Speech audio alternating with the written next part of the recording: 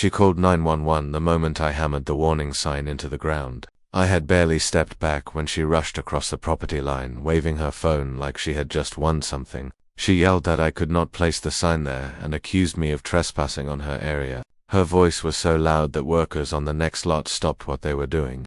I kept my hands raised, steady and calm, because I knew exactly where I was standing.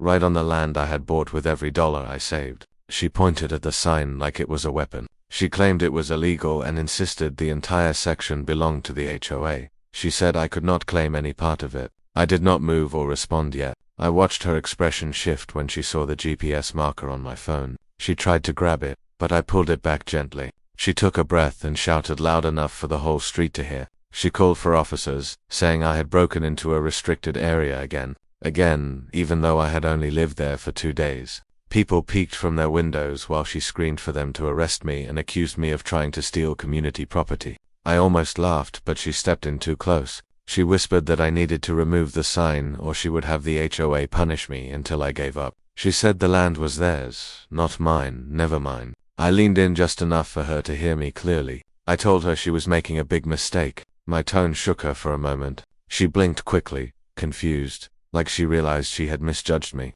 Before she could respond, a voice echoed through the street. A police car arrived. 2 officers stepped out. She ran toward them and pointed at me like I was dangerous. The officers looked at me, then at the sign, then at the ground. One asked the question that made her confident smile freeze. He wanted to know why the property line marker was placed exactly where it was. Her mouth opened, but she could not form a word. The moment he said it, her face lost all color, but she still tried to recover. She insisted the markers were wrong and claimed I moved them. She said I was trying to steal HOA land. Her voice cracked as she pointed at the dirt like it could defend her story. The officer knelt down, touched the marker, and brushed off dust. He said it looked professionally installed with a concrete base and a numbered tag. He explained that these were official survey markers. He asked me for the deed. Before I could speak, she jumped in front of me and claimed I did not have it. She said I had only lived there for 2 days and accused me of sneaking around at night. She lied so smoothly it sounded rehearsed.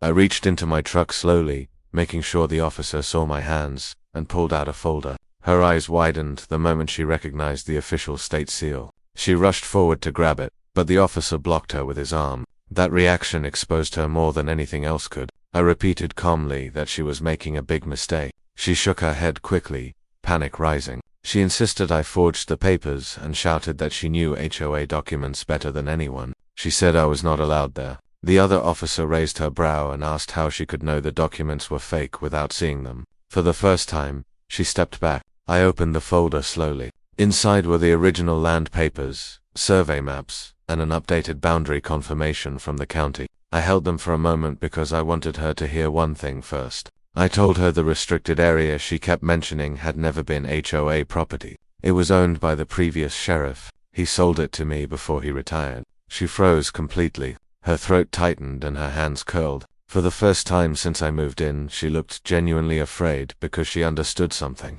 I was not the clueless newcomer she assumed. She had just picked a fight with someone she should never have challenged. Her lips trembled, but she tried to speak again. She said I was lying and insisted the HOA would never allow someone like me to buy that section. She claimed the land was under her supervision and said she approved the last boundary update herself. The officer stared at her sharply and asked if she was a licensed surveyor or a county official. She swallowed hard. She said she was the HOA compliance chair. The officer told her that was not legal authority and that she could not approve land boundaries. Her confidence cracked. Fear showed in her eyes, yet she attempted one final claim. She said the HOA president would confirm everything. I tilted my head and reminded her that the president was the one who sold the land. She blinked twice, confused. I explained slowly that he sold the plot to the previous sheriff 10 years ago, and when the sheriff retired last month, he passed everything to me, including his files. Her face turned pale because she knew what that meant. I had real proof. The officer finally took the folder from my hands and stepped aside to review it. She stood behind him, whispering to herself that this could not be happening. While he studied the documents, the second officer walked around with a body camera, checking the markers, the lot lines, and the sign I placed. She watched every step like she was watching her control crumble. The officer reviewing the papers looked up and said the documents were legitimate. He stated clearly that the entire strip of land belonged to me. Not the HOA, not the community, and certainly not her. She stumbled back and denied it repeatedly. She grabbed her hair like she was trying to pull the truth apart. The officer turned to me and said I was fully within my rights to place the sign. Then he turned to her and his voice became firm. He told her she had filed a false emergency report. Her knees weakened. She tried to deny it, speaking in broken phrases. The officer stepped closer and explained that impersonating property authority and making false emergency claims is a serious offense. Her breathing grew sharp.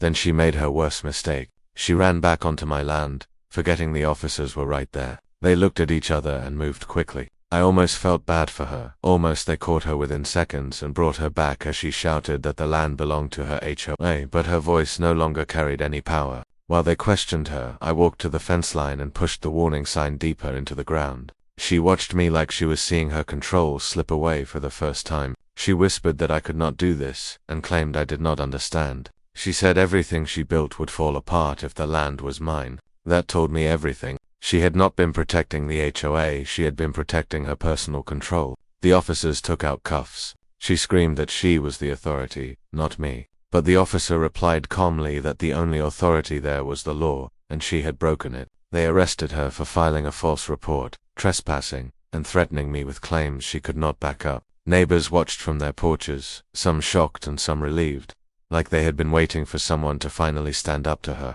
Before they placed her in the car, she glared at me with anger and said it was not over. I told her it already was. The officers handed me a slip confirming her report was false and that I had full rights to my land. They suggested I file a restraining order if she tried anything again. I looked at my property, my sign, and the markers. Everything was finally clear.